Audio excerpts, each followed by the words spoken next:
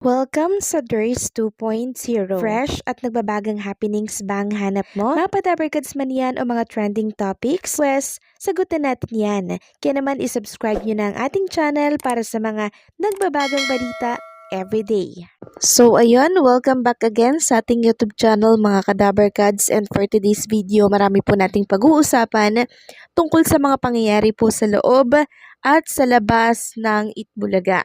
So unahin po natin ang tungkol dito sa kaganapan kahapon sa Bawal Judgmental Ka Ba, na talaga namang marami po ang napaiyak dahil po sa kwentong hatid ng isang guest doon or isang choices po sa Bawal Judgmental, na kung saan ay isang OFW na hindi po talaga biro yung kanyang pinagdaanan sa kamay po ng mga Arabo. Sabi nga dito ng TVJ, babala sensitibong usapin. Dating OFW na si Ara, ibinahagi ang nangyari sa kanya sa ibang bansa.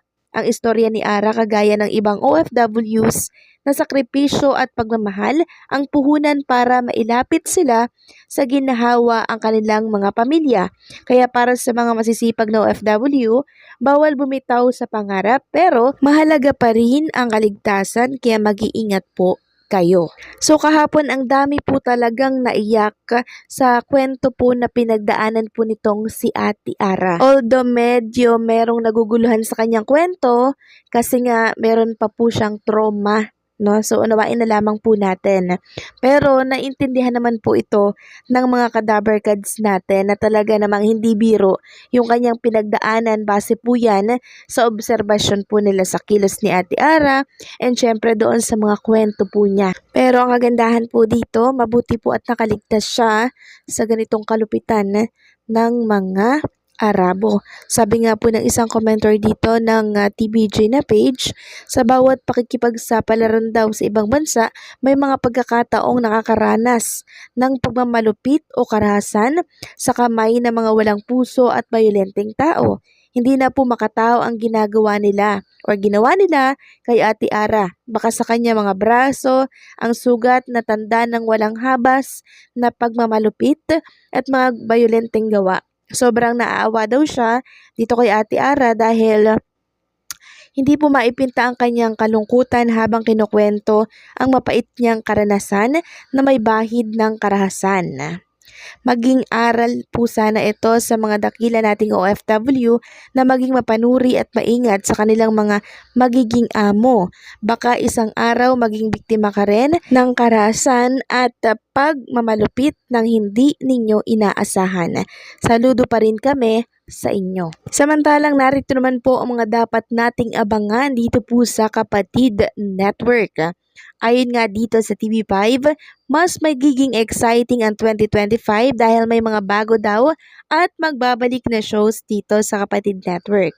Kasama sa mga magbabalik ang Singgaling, Mass Singer Philippines, Imagination at iba pa. Ipinasilip ito sa TV5 Trade Launch sa Soler North.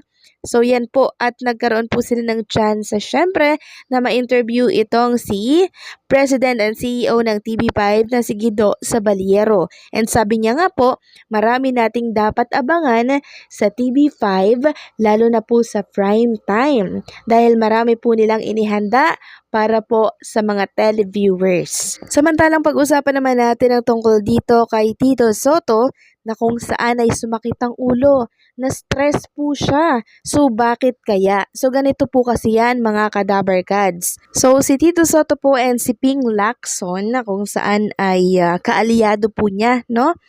Ay nagkaroon ng parang press con ba to? And tinanong po doon si Tito Soto kung ano daw ang masasabi sa mga nangyayari po dito sa ating bansa, kasi ang gugulo-gulo, ang gulo-gulo na po dito sa ating bansa. Yung mga pinuno na dapat nating asahan, yun po ang nag-aaway-away, yun po ang nagbabangayan. Kaya sino nga naman po ang hindi may stress dito? Ngayon, ang ginagawa po ni Tito Sen and nitong si Ping Lacson, instead na makigatong, makisulsol, hinihikayat niya po ang mga mamamayan and syempre yung mga pinuno din na wag na pong gatungan bagkus ay tulungan na lamang para mapalamig ang nasabing issue.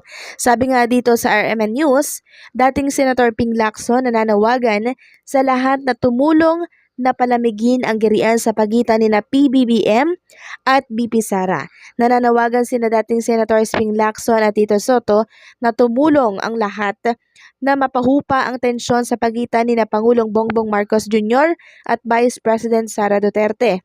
Apila ni Lacson, tumulong na sana ang lahat na madiscalate ang issue sa pagitan ni Marcos at Duterte sa halip na palakihin ang problema at manulso lang sa dalawang panig.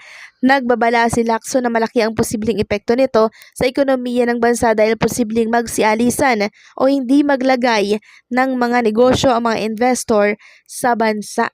Yes po, no? So marami po ang humanga sa sinabi po nitong si Tito Soto and nitong si Ping Lacson. Kakaiba po ang atake nila dito. Kasi yung mga ibang politiko, 'di ba? Sulsul sila dito, sulsul sila sa kabi-kabilang panig. Pero itong si Ping Lacson and si Tito Soto kakaiba. Talagang nananawagan sila na sana po ay lumamig na ang usaping ito, ang isyong ito. Kasi nga hindi po ito makakatulong dito sa ating bansa at kung magbabasa nga kayo ng komento sa naturang video na pinost po ng RMN News, very positive po ang mga sinabi dito ng mga netizen. Sabi ng isa, tama ang mga ginagawa niyong dalawa kaysa kay Trililing na nanggagatong pa daw at sumasali pa sa Quadcom. Sabi pa ng isa dito, hihina talaga ang ekonomiya ng bansa. Sino ba naman ang invest sa bansa natin kung mismo ang pinakamataas na leader ang nag-aawayan? So ayan po, mga good feedback yung nakuha po ni Tito Soto and nitong si Ping Lacson tungkol doon sa ginagawa po nilang hakbang para po mapahupa ang nasabing tensyon sa pagitan po ni BBM and nitong si BP Sara Duterte. Samantalang pag-usapan naman natin ang tungkol dito sa isang non-time show na pinutulan po ng airtime or pag-airing po dito sa isang network. So napansin po yan ng mga Kadaver Gods natin. Sabi nga ni LM Entertainment, abruptly pinutol na naman ang GMA airing ng It's Showtime nang di na-announce ang winner sa TNT. Ibi naman tuloy-tuloy lang kahit OT na sa Channel 5. So yan din po ang pansin ko, no? Every time na nag-overtime po ang Itbulaga sa TV5, kahit ilang minuto na yan, kahit 2:36 na, andun pa rin sila, no? Hindi po sila pinuputulan ng oras. Unlike dito sa It's Showtime na sumobra lang ng konti, cut na po agad. So yung nagpapahaba naman po kasi sa It's Showtime ay yung daldalan. Sa Itbulaga iba po kasi, no? Talagang hinahabol po nila yung oras. Kaya may sense yung mga sinasabi po nila hanggang matapos yung naturang programa. So ano po ang komento ninyo dito mga Kadaver Gods? Please comment down below kung ano po ang masasabi ninyo dito po sa ating latest update tungkol sa ating mga Kadaver Gods and syempre sa kalaban po nila.